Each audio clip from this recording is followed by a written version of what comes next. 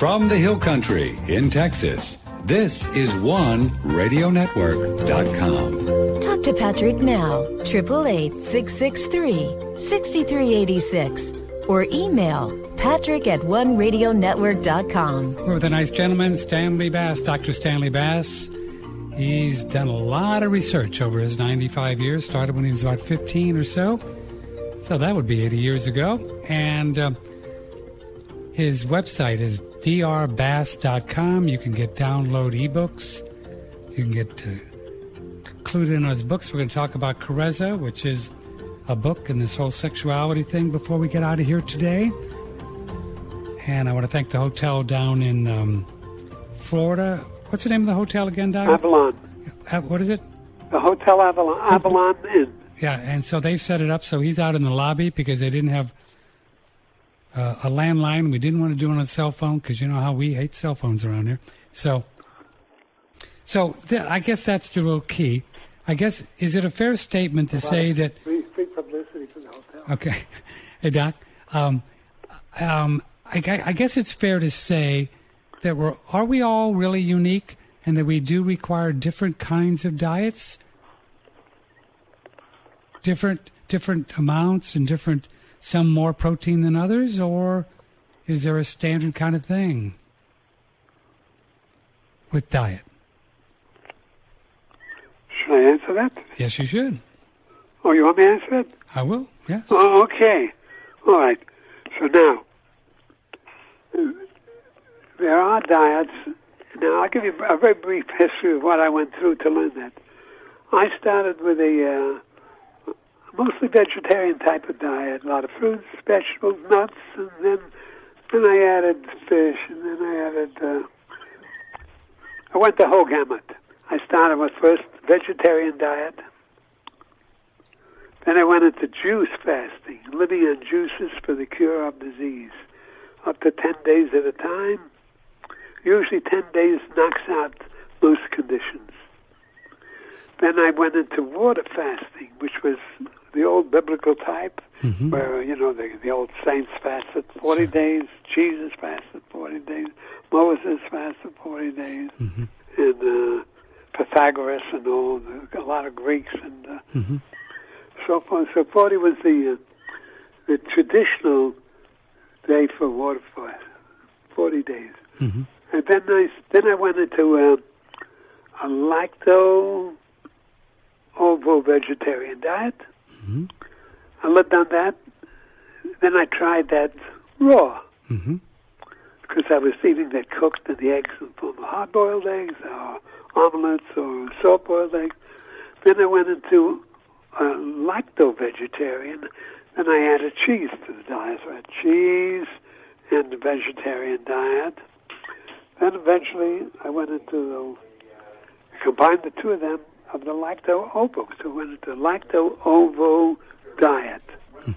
And the lacto-ovo, then I went to so I ate cheese and eggs and so forth. Then I went into the added fish, so lacto-ovo, the fish diet, and there was a name for that, for the fish. Okay. And then I went into, about that time, we were through the internet. We were getting reports from all over that what the primitives were living on. There were a lot of primitive races living at that time in small backward countries on diets that we had never heard of, and investigations were going on all over.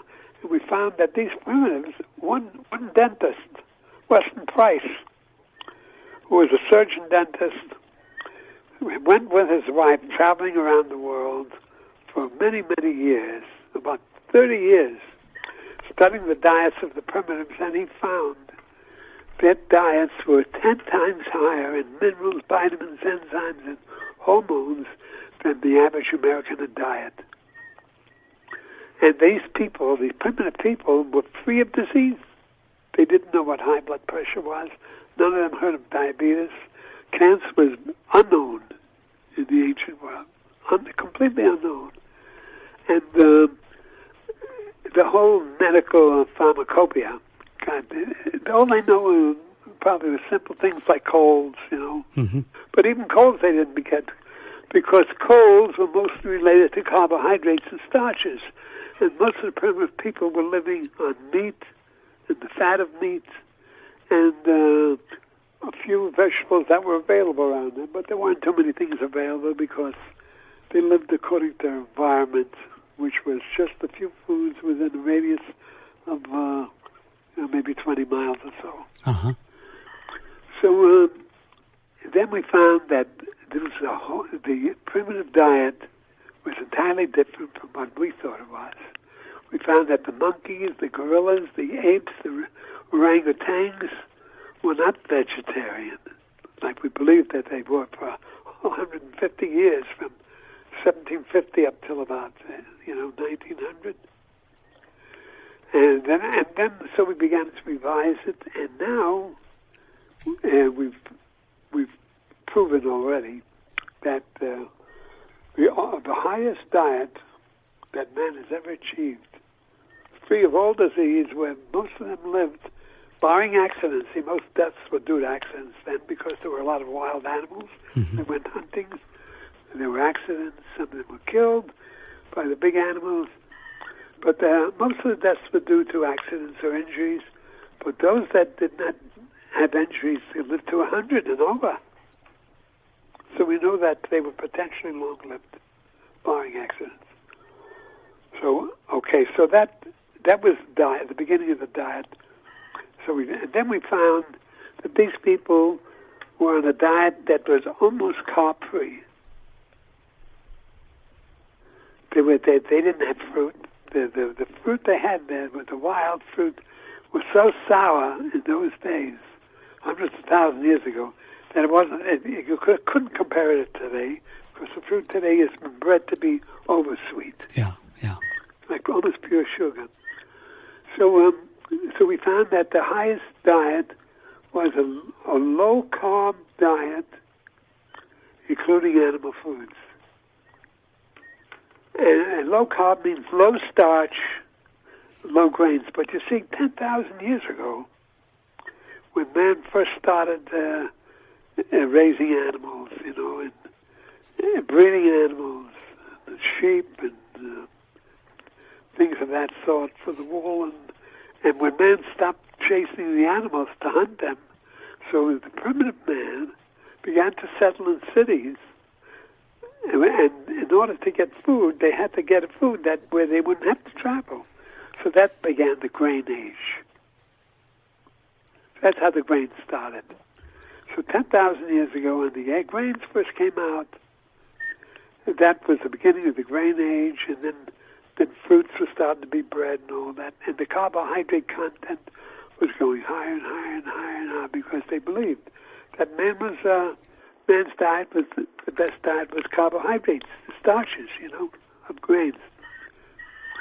So now we find out that the best diet is the primitive diet of all the animal food, minus the grains, because the grains were not a natural food for human beings. In other words, you couldn't eat it raw. If it was natural, you could eat it raw. But you couldn't eat it raw because you had to cook it. And in cooking it changed its character, and then a lot of diseases started to become. In the 1800s, you saw the summit of a lot of diseases that we never had before in history. And that was the plagues, all the plagues. Sure, yeah. And you can tie those into the carbs, excess carbs. Right, and it all started about 10,000 years ago. It became more acute, 5,000, and then in our history, I'd say in the last 1,000 years, we began to see the worst diseases coming up. So now there are doctors that are curing people by bringing back to these kind of diets. But you don't hear about them because they're not medical doctors. Mm-hmm. They don't get the advertising. They may be in small countries. So Dr. Bass, do you think that this idea that you're talking about would be a little bit of protein and vegetables, essentially, right? Well, yes. Basically, the primitive diet, the Eskimos, they had no vegetables growing up there in the Arctic Circle. So what did they live on? They lived on meat, rather fish. Meat was the reindeer type of animal, Mm-hmm.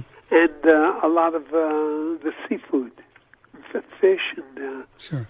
seal fat and all that. And they ate no vegetables at all.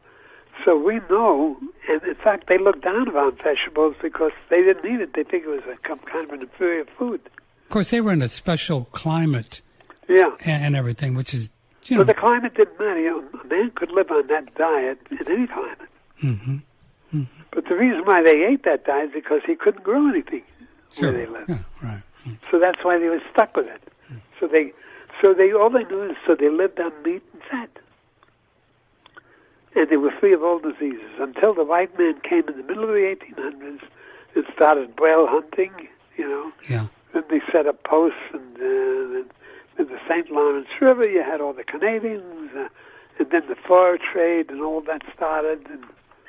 And then the Indians slowly started to eat the American foods because they opened up stores, tourist channels, and they started to eat the American food. And then when they started, then the diseases began. Right. It's 18 minutes after the hour with Dr. Stanley Bass.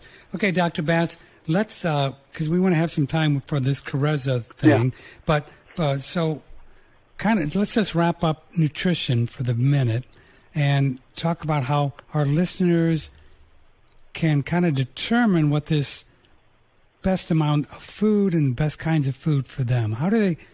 All right, then. How do they do that? The best way we found out is this. Coming from the conventional diet, which is a lot of bad things because now food is getting very dangerously polluted by the producers. Mm-hmm. They're producing artificial fats that the body has no enzymes to digest. In fact, the trans fat is so deadly that if you eat anything with trans fat in one meal, it takes you 4 years to get it out of your system. What? You mean like the oils at a fast food place is a trans fat, right? Like French fries. Well, they're using trans fat in French fries. Yeah, like the soy oil and all that. Right. With the deep fat fries, they throw any kind of oil in there. Huh. So they're using the bad oils. They're using the soy oils, which have bad hormonal arrangements and cause diseases. Sure. And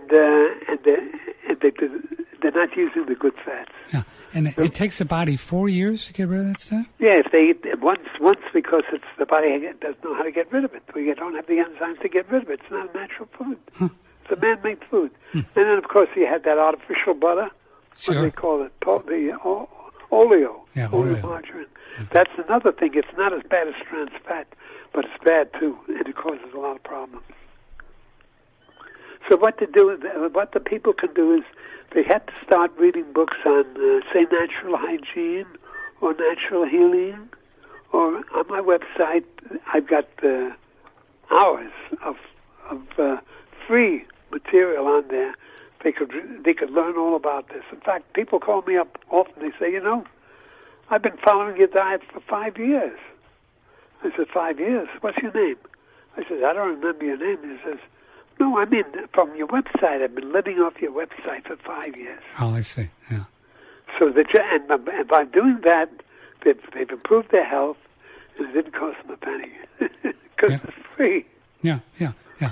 So they could go to my website and they find hours of information there, and I'm updating it regularly, and I'm bringing in more and more updated material. I haven't done it for a long time because a lot of the people were on such a bad diet that I didn't want to shock them, so I did gradually. Yeah. So now if they read it, then they're on track to learn how to all the other. And the other thing they should learn is if they're sick, how to get well. And the thing is, if they're sick, they should stop eating immediately.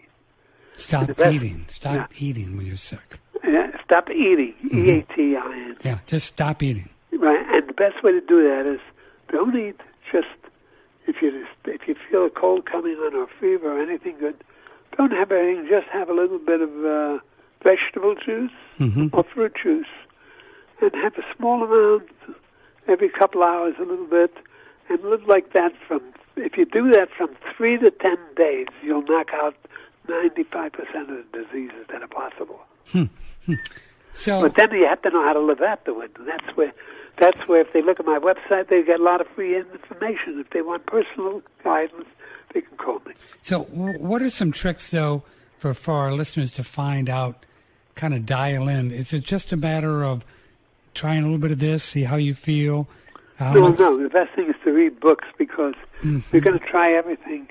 By the time you reach the 20th year of trial, you'll have messed your body up beyond recovery. Yeah, so you got to have a basis. But Yeah, your basis so I is is it just animal foods and vegetables, right?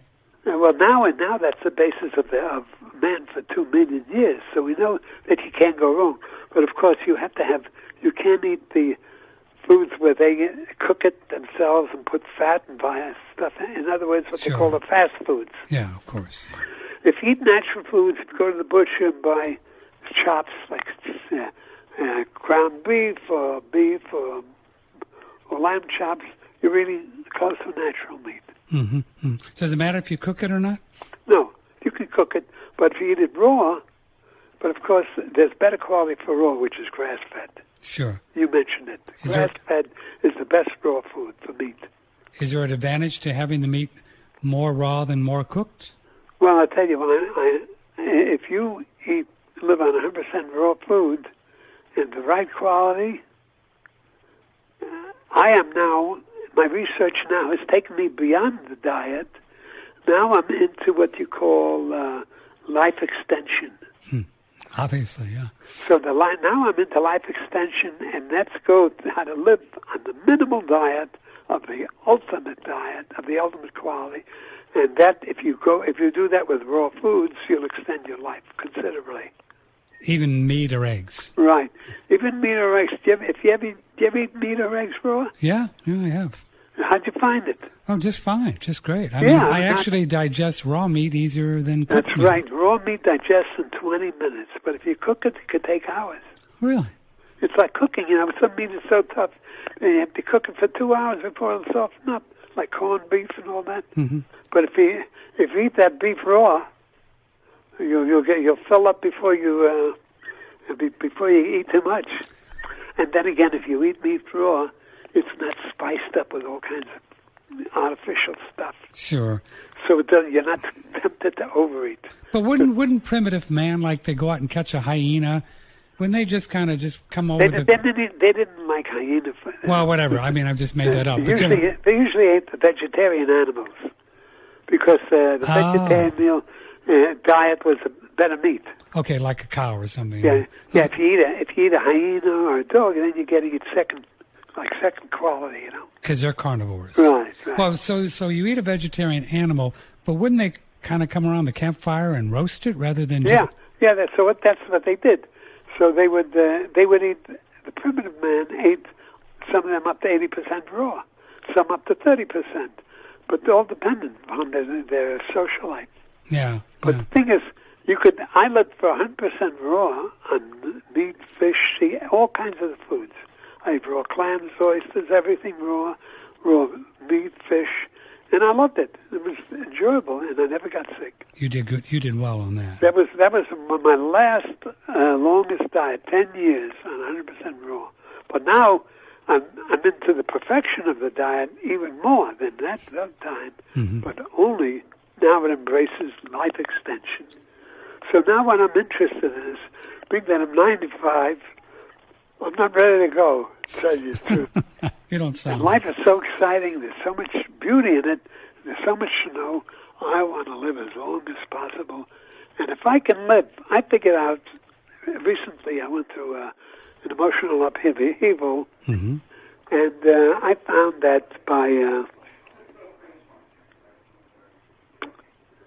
if you can live on the best diet and bring the amount down like Cornero did to the smallest amount of food that you need to be healthy, then the average man could easily live over 150. Really? And nobody has ever figured it out. Cornero got close to it, so I took Cornero and I revised his diet and I made it possible. But of course he's gone. Yeah. So the new diet I wrote that would have been benefiting him, I'll give to new patients. that's that advanced. You know? So would the idea be that if you eat on what you're saying, if you eat on the minimum amount of food, where you wouldn't lose any weight at all, you would just whatever that amount would be, you would just maintain that weight. Yeah, but here's the trick. Yeah. If you let's say you're eating meat, vegetables, and very low carbohydrates, you're going to lose weight because the average person is living on the carbohydrates for energy. Okay. But if you give up the carbohydrates, which cause most of the diseases, it was proved by one of the doctors, a medical doctor. I was amazed when I first read about it. He wrote a book, and he proved that 70% of diseases can be cured just by controlling the carbs. Really? But then 2 years later, all of a sudden he was into research, and he was said, and I now found out that cancer is included in that group. Mm-hmm, mm-hmm. So if you can knock out cancer just by one diet like that, my God, that means any man, any human being that lives past 120, what would happen? Everybody would be on him. Want to know, what's your secret, right? What's your secret? Yeah, what's your secret? Well, let's say he went to 150. The medical profession would have no choice but to investigate him. And investigate him, the truth will come out, and the radical diet will change of all the human beings on the planet Earth.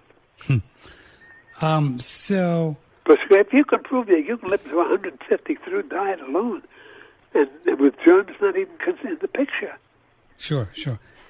So were you saying that, let's go back to, you said that if you did like some vegetables and protein, and if you stopped eating the carbs, you would continue to lose weight?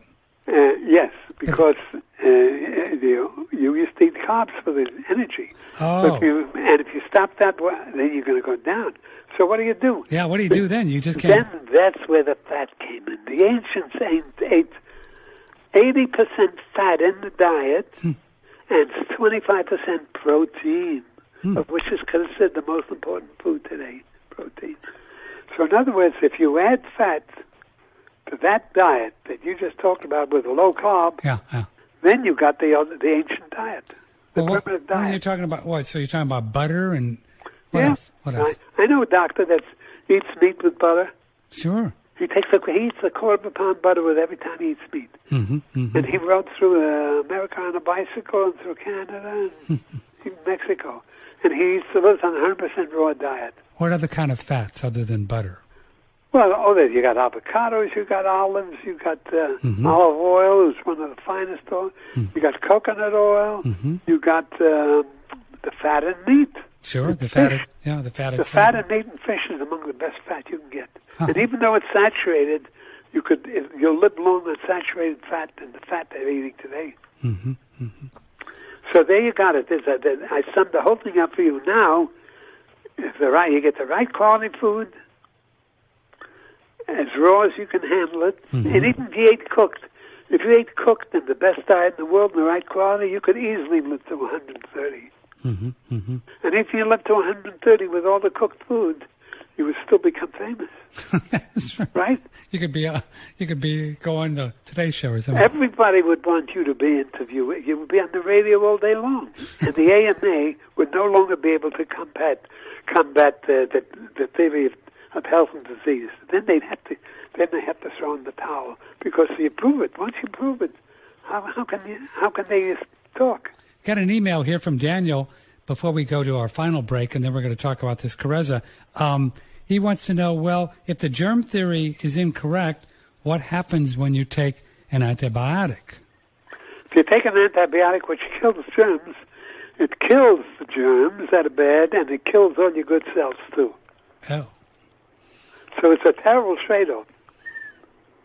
So what can't In other words, to kill a few bad bacteria with a bad name, you're going to kill millions of healthy cells. And then the next thing you know, you can't digest food because you've killed off a lot of the good cells that you need for digestion. Of course, people these days, the natural people, if they have to take antibiotics or think they have to, they end up taking probiotics, to combat that. But it's more than just taking extra probiotics. There's more damage with the antibiotics. If if you take probiotics in the body where it's killed off half of your cells, how can the probiotics work? There's nothing to work with. Oh, you mean that the antibiotics kill more than just the good bacteria that kill cells? They keep killing as long until they're used up. And then they get.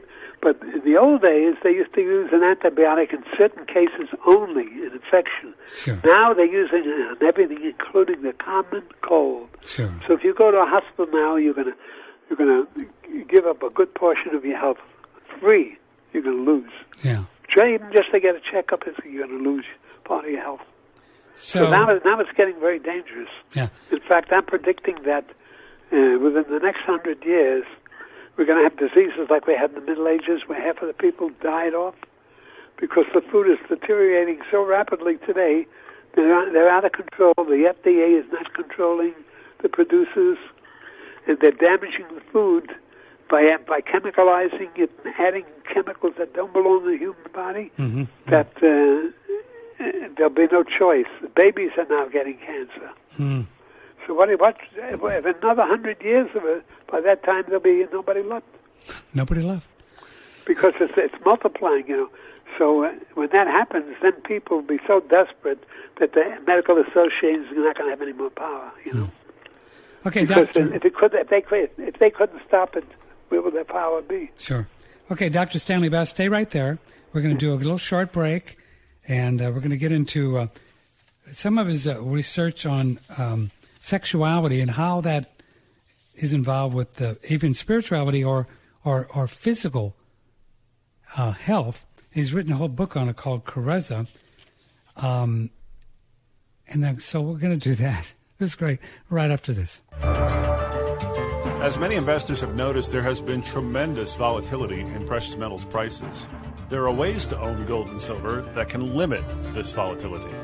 The best way to preserve your wealth is with United States gold and silver coins.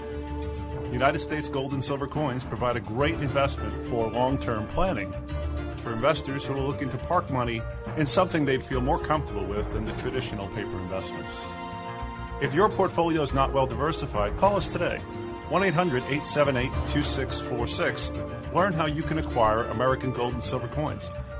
Learn why it's so important to have your coins certified and graded, and work with a professional organization and dealer specializing in building portfolios for investors. Call us today at 1-800-878-2646. Learn about acquiring original gold and silver United States coins. 1-800-878-2646. USGoldCoins.com. That, of course, is Andy Goss's company. Well, I say, of course, if you're new to us, you don't know. That's the company owned by Andrew Goss, who is our expert on the monetary system, who's here every Wednesday. He'll be here tomorrow, 9 o'clock Central Time. 9 o'clock Central Time tomorrow. Let's see. Gold is about even, $13.27. Silver, $19.87. Oil is down this morning, $1.60. $1.50 to $102.95. And the dollar's up a little bit. So there you have it from USGoldCoins.com. We talk a lot about the liver, and this is a great herb for the liver, and what a wonderful product and company, Daniel Vitalis' company. Previously on Daniel Vitalis, Reishi and Chaga. Now, a regular mushroom tincture is not that effective. It has to be a dual extraction. So I want to be clear here. Surthrival tinctures, our chaga and our reishi, are not just tinctured mushroom, because the problem is you wouldn't get the immune system benefiting beta-glucans out of that. The key is that it's dual extracted. Now the dual extractions we carry are made in the way that the tinctures that I make for myself are made. So what we do is we make a tincture. We remove the mushrooms from the tincture after a couple of weeks, and we boil those mushrooms in spring water to extract those beta-glucans, and then we reduce that down and add that back to the tincture. So the tinctures that we're carrying now are not just tinctures, but they're dual extractions, just like the powder. I think more effective because I think they're fresher, and I think the delivery system's better. We agree. Better indeed. Click and order Chaga and Reishi dual extraction on OneRadioNetwork.com. We never even talked with Dr. Bass about the idea of exercise, and maybe if we have time we will. But even if you're, say, in the 80, 90, or 100 range, Dr. Bass is 95. You can do you can get on the rebounder and bounce around a little bit. That's right. If you have a grandma, grandpa, or you're that age, or father or mother in the 80 degrees, 80, 90 or so, yeah, you can get one of these rebounders with the handles and just bounce on there. I mean, I'm just a young kid, but I still do the health bounce. I did this morning for about 5 minutes where you don't leave the mat and just kind of bounce up and down. Then after about 5 minutes of warming things up, then I'll just start bouncing, and I'll do another 5 minutes first thing in the morning get my heart rate up as much as I can. I get up to maybe 130 or so in 5 minutes. My resting pulse is maybe 50. It's almost 3 times the resting pulse. It's pretty cool. And Dr. Krasian says if you can do that in the morning for about 2, 3, 4 minutes, it's great benefit for the body for the rest of the day, bringing down inflammation. And then you can do a longer stretch, maybe 15 or 20 minutes in the afternoon with some weights. So this is a cool tool, this rebounder that's a lifetime warranty, little trampolines, small little trampoline. And even, like I say, for your mom or dad or grandma or grandpa that can't get around too well, well, you can still get on these babies and hold on to the handles. If you want to get those handles for grandma, grandpa, or mom or dad, or yourself, email me first and let me know, and we have to order a special for you. I think they're about $50. These rebounders are really cool, the lifetime warranty, and $299 delivered continental United States, $299 delivered continental U.S.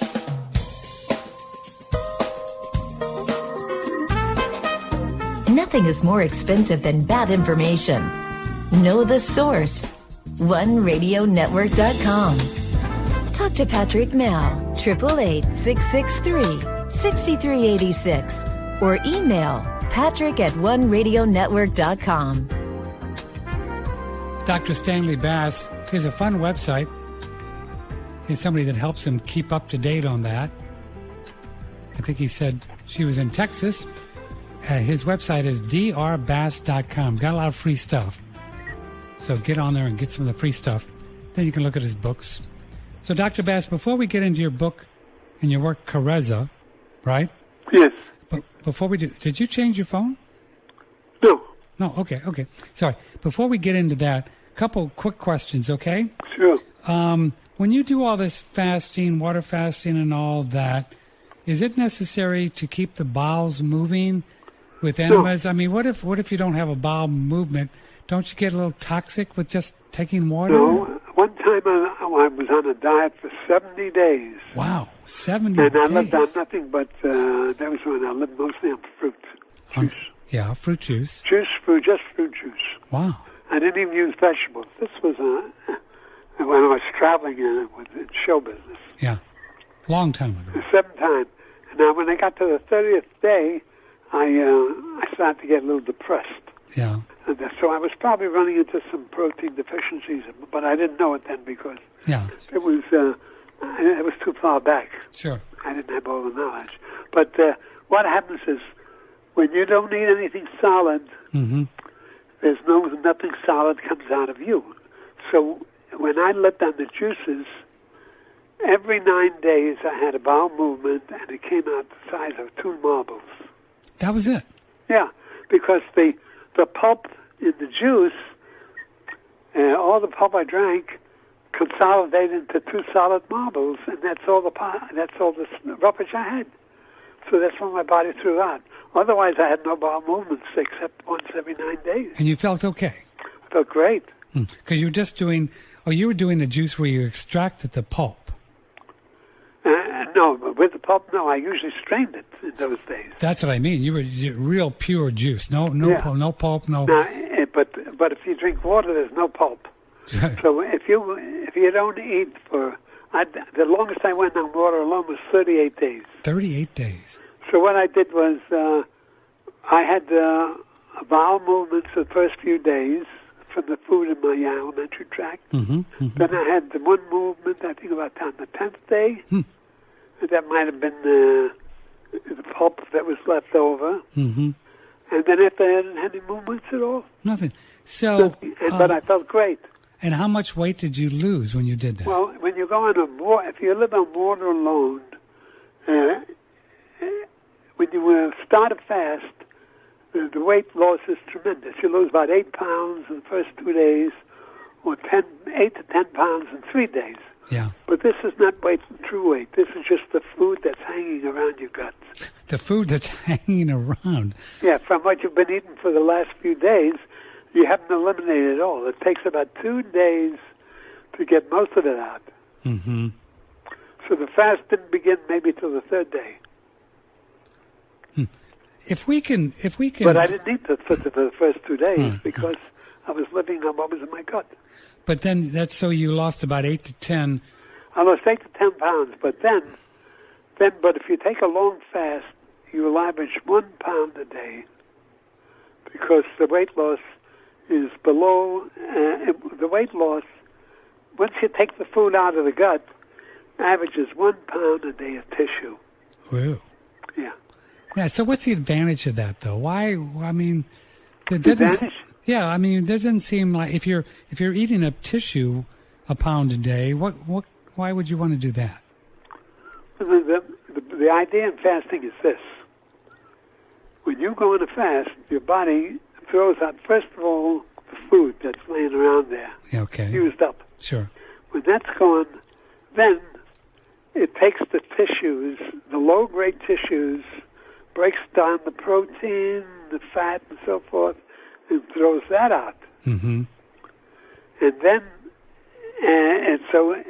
then it takes the next higher quality, breaks that down, and it refines the tissues until. I'll give you an example. Let's say I had a huge bicep from weightlifting. Yeah. Let's say. Yeah, I saw the pictures on your website, man. You were, at one point, you were a really ripped guy, weren't you? Well, I went to 250 was the highest, and the lowest I went was 135. Wow. Okay. Now, the thing is, this is what, and the medical profession is wrong about this. They say, if you're staying out, you lose weight more. But you're not losing muscle. They're wrong, because here's what happens.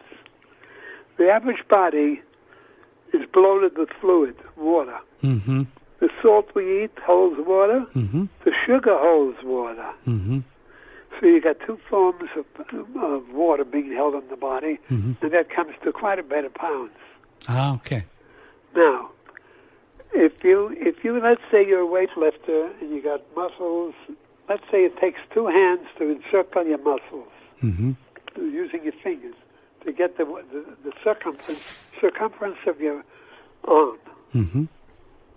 When you go on a fast, the arm gets small. Let's say you fast 50 days. I had one rabbi fast 50 days with me 1 year, and the next year I did another 50 days. Huh. A friend of mine, a Hasidic rabbi. Okay, so now, let's say the cells are swollen to the size of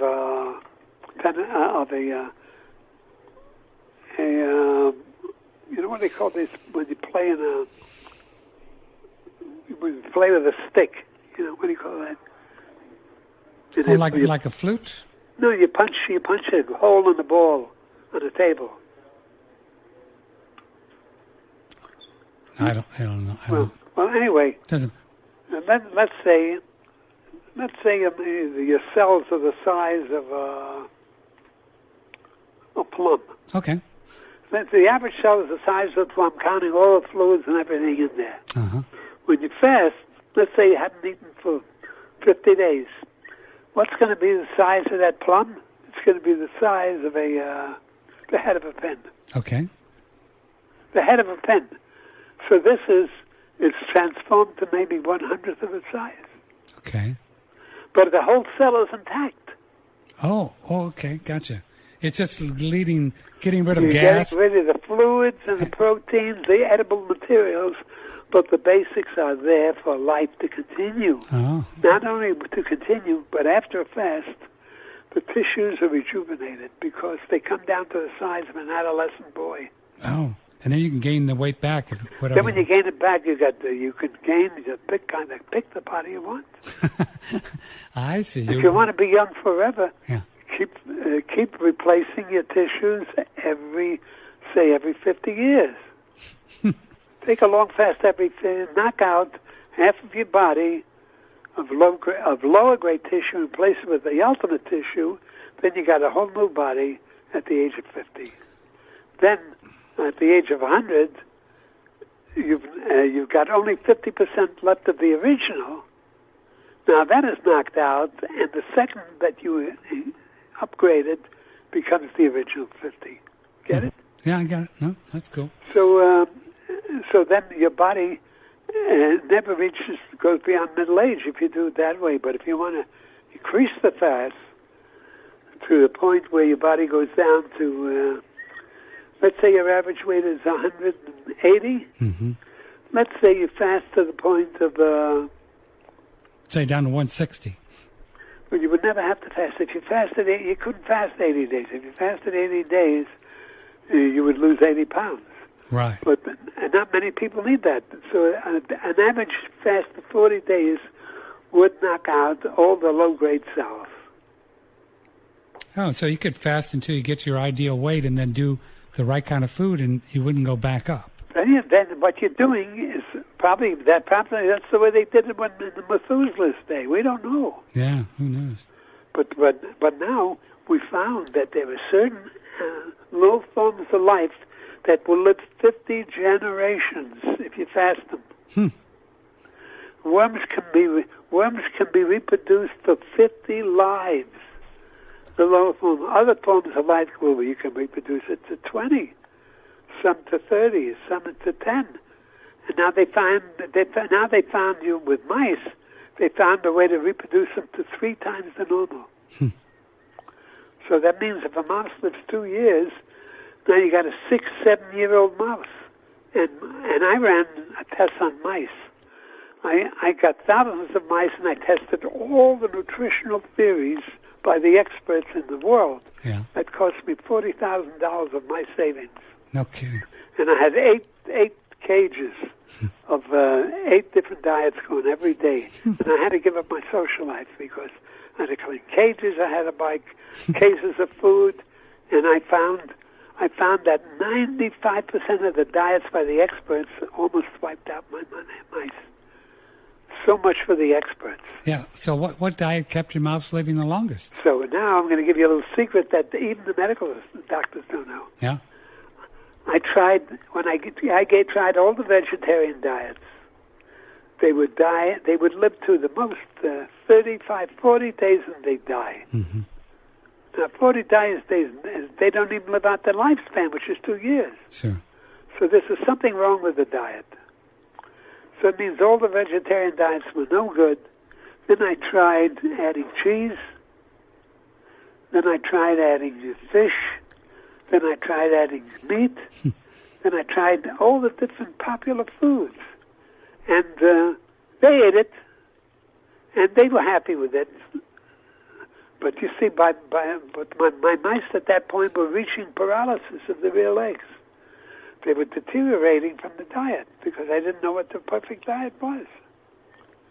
So here's what I did. I said, let me start with an egg. So I took an egg, a raw egg, and put it in the cage, and the mice threw stuff all over it. They threw wood shavings, everything I had in the cage on it. I said, what the hell are they doing? Then I found out they don't like a damp cage. They what? They don't like a damp cage, a wet cage. Oh. So I had to we changed the water that hangs, you know. Mm-hmm. So then what I did was this. So that if I gave them eggs, soft-boiled eggs or raw eggs, they threw things in it. So I gave them scrambled eggs, and they ate it, 100%. But you know what happened? All the diseases disappeared. I had about 8 mice in one cage that couldn't use their rear legs. They were paralyzed. They were weak. And as soon as they ate the eggs, in 2 days, they were using those legs. I'll be done. So the eggs turned out to be the most miraculous food I ever used. But listen to this. Why the eggs? And I figured it out.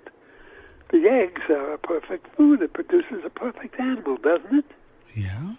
Perfect. And if I did the same with fish, if I gave a whole raw fish, a whole egg, if I gave a fish egg to the mice, it would have been the same thing. Because an egg produces a whole fish. See? But if you eat a steak, it's not going to produce anything. It's just going to give you protein and all these things. Yeah. But it's not going to give you a new life. Get it? Yeah. So when you eat the egg, there is a life force in the egg that we haven't discovered yet. Something's there. There's a potential for life, perfection of a new generation of babies. And nature gives the new generation the best bodies. Because nature is very kind and always tries to keep the race alive, always, no matter what you're dealing with. Whether it's mice or bugs or flies, nature always wants the babies to be born with the best. Yeah, that's what nature does. That's fascinating. Nature is very intelligent. Nature is God manifesting on the material plane. Yeah. Right. Dr. Stanley Bass is with us. Okay, let's spend a few more minutes. I didn't talk about Carezia. Well, I know. Sorry. I know. We're going to do that. No, that's all right. We can take a little bit longer if that's okay. Can we? One question, if I can interrupt you. Yes, sir. You announced that this Andrew Gartz is going to talk on money and all that. Yeah. I've been very interested in the Federal Reserve and all that. Can I hear him tomorrow? Yeah, he's an expert on that. That's his whole thing about. How can I get his work? Well, do you have a computer? Nobody tells the truth today, you know. Yeah. I know. Do you have a computer? Somebody there with a computer? I don't have a computer. Does some of your friends have a computer? Well, one in Texas, a woman does. Oh. Well, can I get her to record him or something? Yeah. What's the stage? What does she have to get Andrew Gartz? Well, okay. All she has to do is go to One Radio Network. Yes. ONE Radio Network. Yes. And she has all the podcasts and all the live shows that she could maybe download them and burn some CDs and send them to you. All the podcasts. So how will she get this tomorrow's program? She can listen to it live at 9 o'clock. Listen, what station? One Radio Network. Oh, to One Live. One Radio. Oh, can I hear it here? Yeah, but you got to have a computer. Yeah, he's got a computer. I'm living in the hotel here. You know that. He's got a computer. Maybe he'll listen with me. Yeah. There you go. Yeah, you'll see a play button right at the top, and at 10 o'clock Florida time, just click that play button, and you can 10 hear. Florida time, 10 exactly? Yes, sir. Click what button? There'll be a big play button right at the top of the website. It says play. Big play. Button. Mm-hmm. Top of website. Yeah. You'll see it. Oh, how long is he on? 2 hours. Oh, I'll tell you why, because I knew about the trouble coming up with money. Yeah, 10 years ago. I know. Now I want to hear what's up to date because I haven't been up to date for the last 2 years. I had too many problems. See, that's what's really the most fascinating about you, right?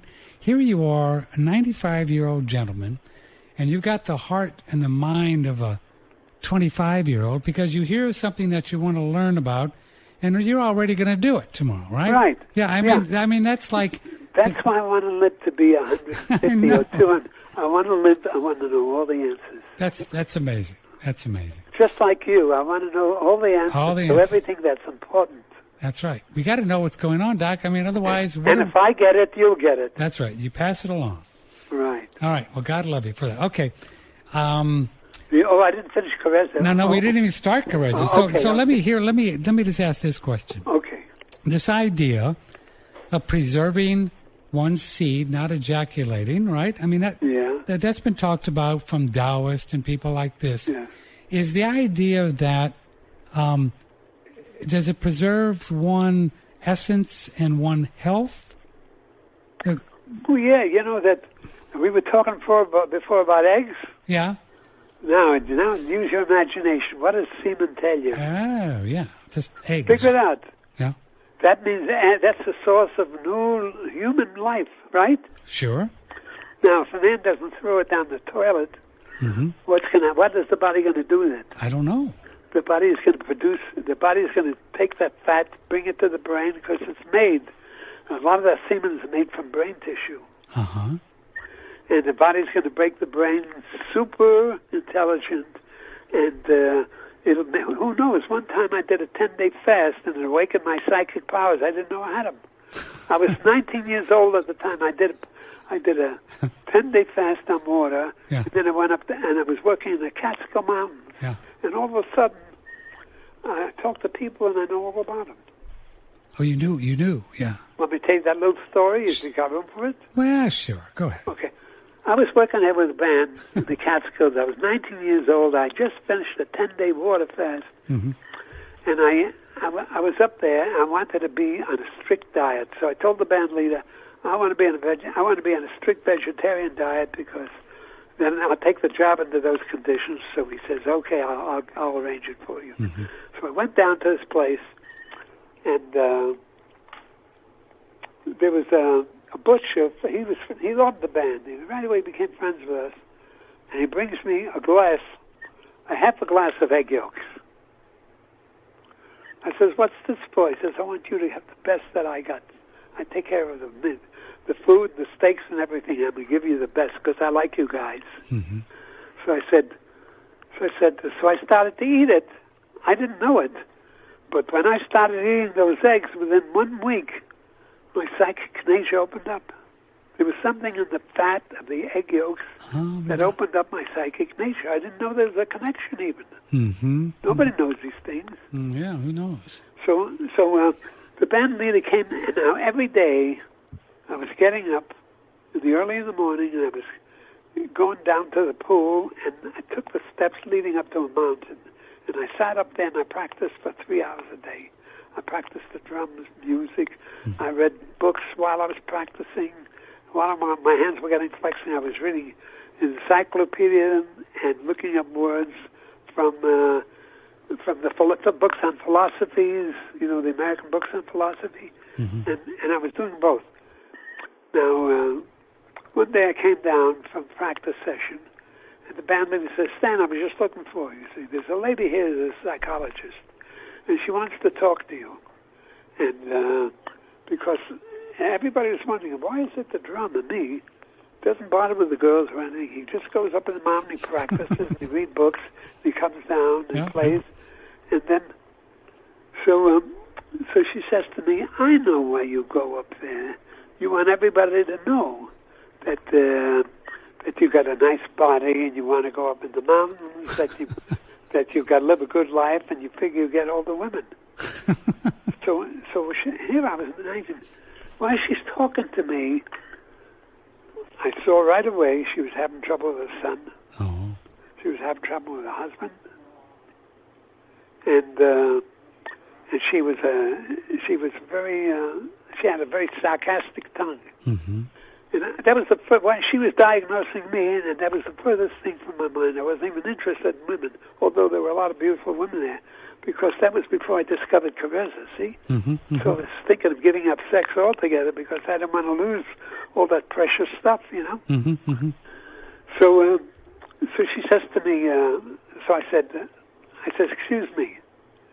I says, "You having trouble with your son? And you had an argument with your husband yesterday?"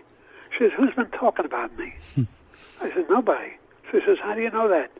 I says, "I'm getting psychic flashes." So she's furious. She runs away from me. She doesn't want to have anything to do with me.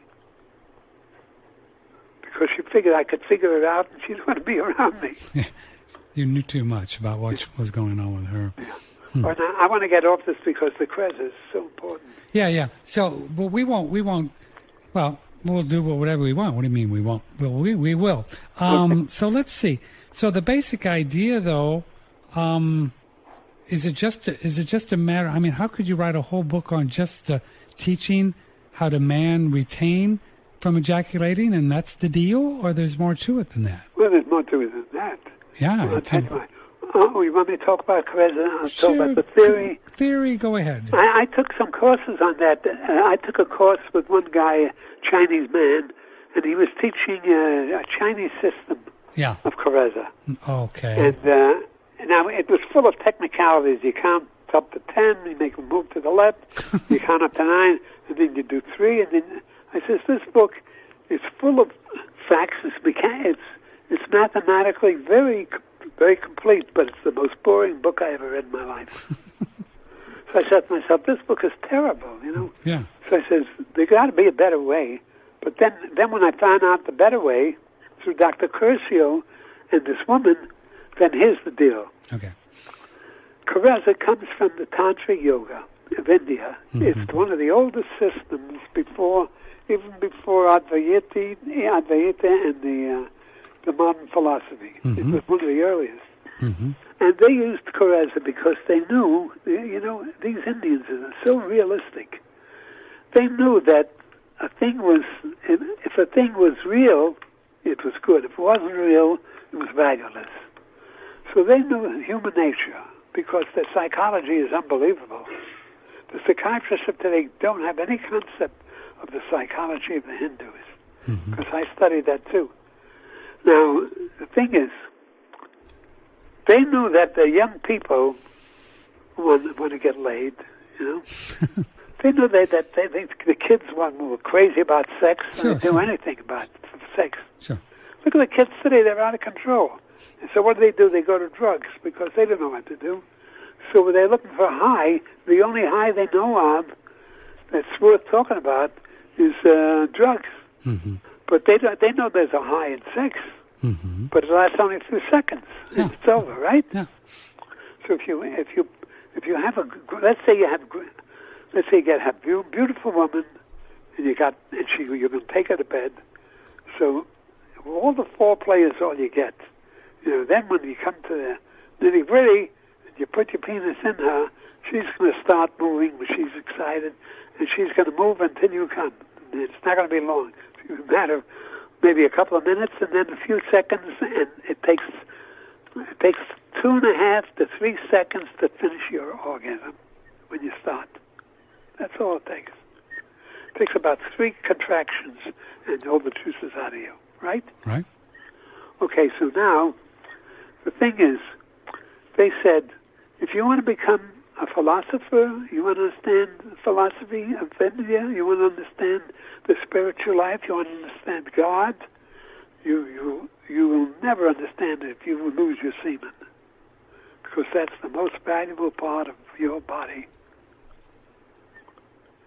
That's the future of mankind. And if you're going to, nature treasures that above all else. And if you lose semen, forget it. So what do they think that by controlling kids, by talking to them, that's going to help? When the kid wants to get laid, he'll do anything. He gets desperate, He'll fight for a woman to do anything. Sure. And but the whole trouble with sex is, it only takes a few seconds and you're finished. After that, sex is a turn-off, right? After the orgasm, how much desire do you have for sex? None, right? Hello, are you still there? Yeah, I am listening. Oh, so you're saying that generally after the man ejaculates that it's game over. Right. So okay. I found from experience that whenever I went out with a woman, if I had sex, I'm talking about when I was very young, whenever I had sex, it usually took me 3 to 4 weeks before I come back to the same horny quality and enjoying sex, or I start thinking about it a lot. So Kareza says, why throw yourself away and your life and your future and everything that's good about you and the extension of your life, the potential extension of your life, just for a few seconds of orgasm? But nature is willing to do that. She'll take it, subtract it from you, and give it to the baby. See? Yes. So nature will take your child, but you got to pay for it. See? Yeah, I got you. Yeah. All right. So now the thing is, so Tantra says, look, how would you like to study all the philosophers, not lose your semen, and have sex that is endless and you never get tired because you're never going to lose anything? all you're going to lose is physical exercise, but the more exercise you do physical, the stronger you get. Right. Right? Right. It's only you lose semen, the weaker you get. All right, so they say if you practice Tantra, first of all, you're practicing birth control. This is perfect for women over a certain age. They don't want any more children. Birth control. Second thing is, if you practice Tantra, your energy gets unbelievable. Your energy gets higher. Yeah. Yeah. But unfortunately, they never find that out because the average man has an orgasm to end. Sure. So then he never finds out the potential. Sure. Now, is Carezza different from commonly known Tantra? Is that similar? No, Tantra is the philosophy of it. Oh, okay. The mental, physical. I got very good news for you. Tomorrow, a program we got.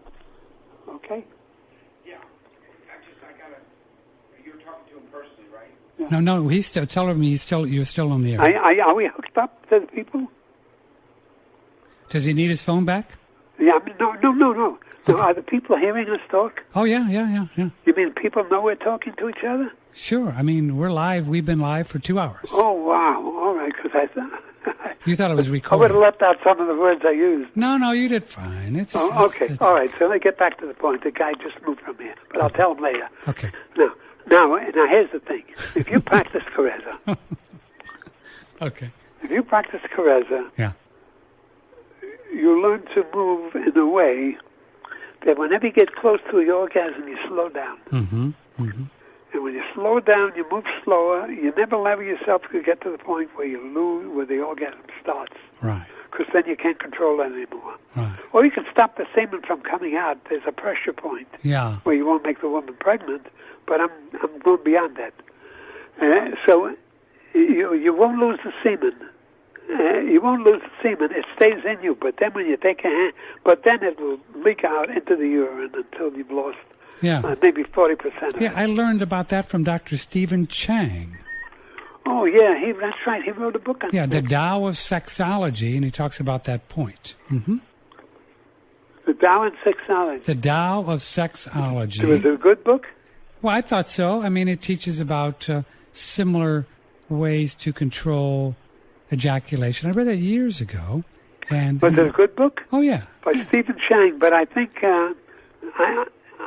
what I did is I took every phase of it and I upgraded it to the best I could think of. Yeah. So I'm looking forward to reading your book. So now Stephen Chang, these guys are following the old books. Sure. But everything I ever touched, I went beyond the originals. Kind of improved on it. Right. Because I could figure it out. Have you ever heard of Mantak Chia? Yeah, I took his course. You did? Yeah. Well, you've been around, Doc. Yeah, I took his course, and his nutrition course was garbage. Yeah. Well, now, his wife didn't know anything, but they were nice people, so I didn't want to say anything. Yeah. And his course on sex, what'd you think he was the one that tells you to count to 9, go in halfway, just go in only the head, and he makes it complicated for no reason at all. Okay. I found ways you don't have to interrupt your pleasure. Yeah. And you get maximum pleasure in a safe way. Okay, so because I've studied his work, and it's a little complicated. Yeah, but mine is not complicated at all. Okay. It's just all you need is experience. Experience. Experience of learning how far you are from the orgasm. That's all the experience you need. Huh. You just got to get the feel. So I tell the young kids that are taking a course with me, I tell them, when you get home, practice masturbation. Now, when you masturbate, get close. When you get close to the point of orgasm, stop. Don't go that far. Go to a safe point where you're not where one move won't throw you out of control. One move can throw you out of control. I said, go to 2 moves before you're thrown out of control, and stop. So if you went that far, then just sit there and just relax for a minute. And in 30 seconds, you calm down. So you can stop from beginning again. That's what's great about sex. If you don't do anything, you just sit still for 30 seconds, everything comes down to 0, and you start from beginning. But only this time, when you start from beginning, you're wild already, because you built up all this excitement. So the wildness never goes down; it always goes up and up and up. So if you practice Carezza for 2 hours, 4 hours, 6 hours. You get so hot that you could knock out the line at the Roxy Theater. All the women in this line, I guarantee you at your age could knock them out in one without stopping. Knock out the women at the Roxy Theater. What a vision! What an image that is. Yeah.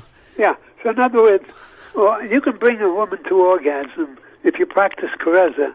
First of all, when you practice Carezza, your erection gets better. Mm-hmm.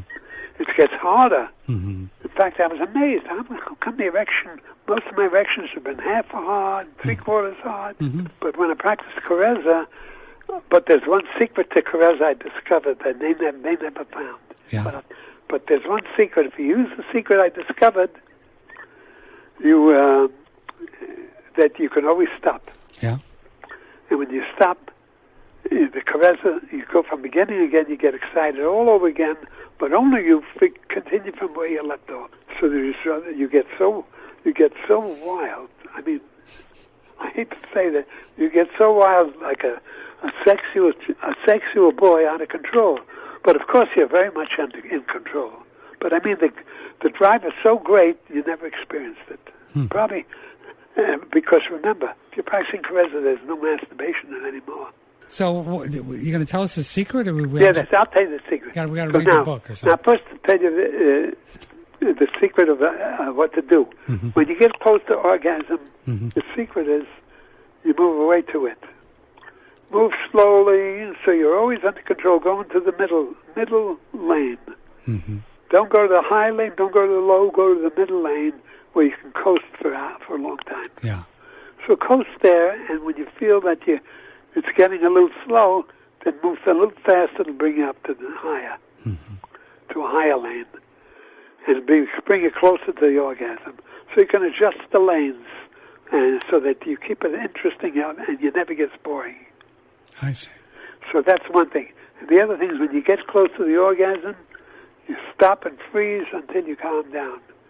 Or if you go out of control, which may happen at the beginning, until you master your sensations. So then you've got to withdraw them as fast as you can, and got to use a pressure point so you don't lose the semen. Yeah. And have your orgasm, but the fluid won't come out. Right. It's an internal orgasm. But then you can save the fluid, and that way you save, I figure, about 60% of your fluid. So you never go by an accident. You never know beyond 40% loss. Mm-hmm. These are just rough calculations. Yeah. Okay, so now that's how to control Carezza. But of course, I wrote 2 books on it, a big book, and I brought in the concept of energy. Yeah, you've got a book called Energy Carezza. In that book, I'll tell you what the deal is. I found out. See, I practiced Carezza for 50 years, and I was in show business. I discovered by accident that if I had sex, that if there was any food in my stomach, it was harder to control the orgasm. Oh. Because in the first place, the energy, let's say 75% of my energy was in the stomach digesting the food. Yeah. And I was always a big eater. That means most of my energy was in my stomach most of the time. Yeah. Now, if I'm in bed with a woman and having sex, and I'm working to maintain my erection, see? Yeah. So if I stop moving, the erection goes down. Why? I'll tell you why. As long as you're digesting food, most of the blood is in the stomach. That makes sense. It's so simple that nobody can figure it out. Yeah, that makes sense. That makes so much sense. Did any genius figure that out?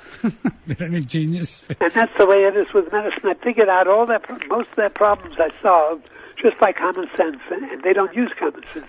They use what they call tests. But all their tests are preconceived, Yeah. They're looking for a certain thing, so they make more money with it. Mm-hmm. They don't want the truth. If the truth were known, the medical men would be making $100 a week, an honest living. They're working hard. This way, they make fortunes and just profiting on our fears.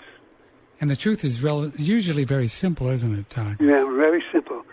So the deal is this. So when I saw that, I said to myself, I started something interesting. Since I knew nutrition, I could figure these things out. If I didn't know nutrition, I wouldn't figure it out. So I said to myself, let me try this. When I have sex, I'm going to try to avoid eating. I'll have maybe a juice or something light. Mm-hmm. So I found that when I ate something light, I had much better control, and my erection was better. Ah, light. Why was it better? Because it took less blood to digest that small meal than the big meal. Yeah. So there was more blood to go to the penis. That makes sense. Yeah. So this alone that I'm giving you right now is worth $100 million. if you want to market it correctly. You and I can be partners. You want to be partners? That's right. Everybody's hollering for this knowledge. Well, anyway. It's so hilarious. And you know what's funny is, just the opposite, of course, goes on in modern America. You go out and have a big dinner, right, and drinks. That's right. As soon as you have the big dinner, you're finished. You're finished. You've thrown the sex away. You're just done, boy. It's just done.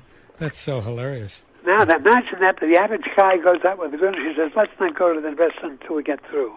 No. Come home with me. And they have great sex and they have a great meal. Then sex becomes more important, see? There you go. See? Then a man respects a woman more, a woman respects a man more, and they grow up in a more intelligent way, and they stop being so selfish when they're adults. Yeah. Like all the people to me, the people are so selfish today, I'm ashamed to admit it.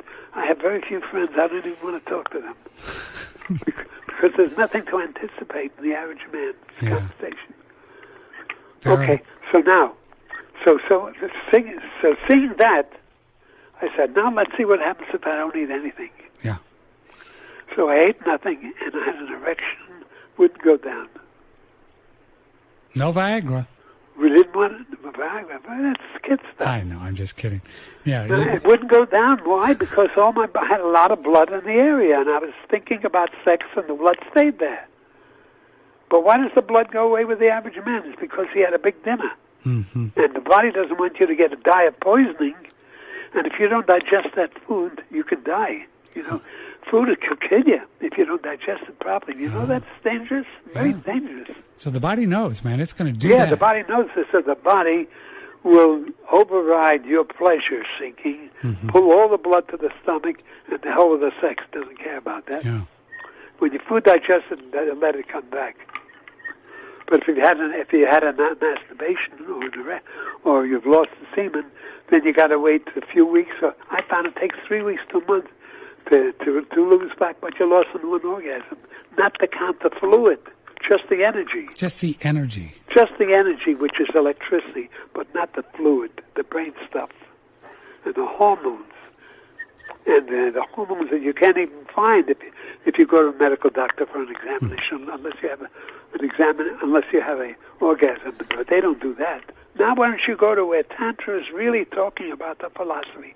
Go all the way to the potential of your brain by not having an orgasm. Oh.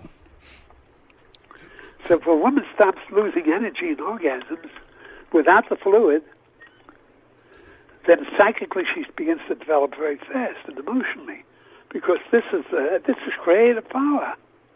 Huh. This is not ordinary muscular energy. This is the power of creation, which is probably in 1,000 times ratios to ordinary energy. Like a master. Yeah, I got you. Like I say, if God threw his hand out and the universe appeared, or a planet appeared, that takes energy. Oh, so there's even, I guess, so you're saying there's benefits psychically, spiritually, physically for the women when they... Right, if they give up the orgasm, you know what that means? That means they'll never get depressed. They'll never have mental states because they'll be too high with energy. Oh, because they're having intimacy, but they're not having an orgasm too. So it's almost the same thing as the men. You see, the secret of energy is not understood. Energy has unlimited power. If you're a creator, you create universes, right? Right. If you're a psychic, Aren't there? Wasn't there the Russian Tsar and the whole family? And didn't he dominated them all with his psychic power? Rasputin was his name. Yep. You remember that? I remember okay. Rasputin. Now, if a woman has sex and she gives up the orgasm when the sex is over, if it lasts for hours, it's still she's had a chance to circulate that energy through her body 50 times. Yeah. And it's energized every cell in her body, brain, and nerve system, wherever there was a cell was energized. Then she starts becoming happy. Sexuality was originally kind of set up, and we... Why is it in the Bible? Maybe we the age of Methuselah, before the flood, people were living over 1,000. Methuselah was the oldest one. Then the succeeding generations came to 900, 825, 775, and it took a long time. Finally, man reached the age of 100. What happened to all that knowledge? Yeah. We don't know. The Earth is, they say the Earth is 3 million years old. I'm not sure if I got that right. Well, whatever it is, we don't know. We don't know how many times the Earth was destroyed and came back. Right. Yeah. We don't know what races lived before us. So I want to know. I want to know everything because it's exciting. It's great. It's exciting, isn't it? Well, Dr. Bass, you're just a great guy. We really enjoyed having you on the show. Thanks, Steve, again for allowing you to be in the lobby there for 2.5 hours. And I'll keep in touch. Yeah. I got your books. I got your books on the way. Tomorrow at 10 o'clock. What's that? Yeah, tomorrow, 10 o'clock your time. You're gonna 10 a.m. 10 a.m. What's tomorrow? It's Wednesday. Wednesday. You're going to listen to Andrew Goss. Now, at the top, put it on at 10 a.m., right? That's right. And you'll see the big play button. Yeah. And then you're going to listen to Andrew Goss. Big play. How long is he going to be at 2 hours? 2 hours, yeah. Good. I'm going to talk to this guy and see if we can get him down here so he can help me. He's got all the equipment here. Doc, I'm going to send you a couple books, I promise. Yeah, please do, because I'm interested in that icon car. Yeah. You know, I want to see what could be done with that. Yeah. And I want to be able to, do some of the things you're talking about. Sure. Soul travel, right? Yeah. Yeah. Look, I spend enough time helping the human race now. How about me enjoying life a little? All right, Doc, thanks a lot. We appreciate you, Dr. Bass, and we'll see you real soon, okay? I'll keep in touch. All right, okay. Take care. And thank you very much for... You do a pretty good job as an announcer, I'll tell you that. Well, thanks. So do you. We'll see you. So when are we going to talk again? We can talk again? We'll talk again real soon. Okay. Okay, see you soon. Bye-bye. Good luck.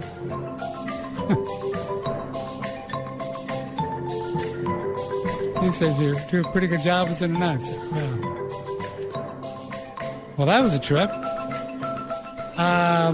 Thanks to Sharon for everything that she does. And thanks to you. I love you all very much. What an adventure that was, huh? 2.5 hours? Yeah. Okay, Andrew Goss tomorrow. Thanks to Dr. Stanley Bass. And we'll see you tomorrow at 9 o'clock Central Time. I'm speechless. I was speechless. Broadcasting from the beautiful Hill Country in Texas, this is OneRadioNetwork.com.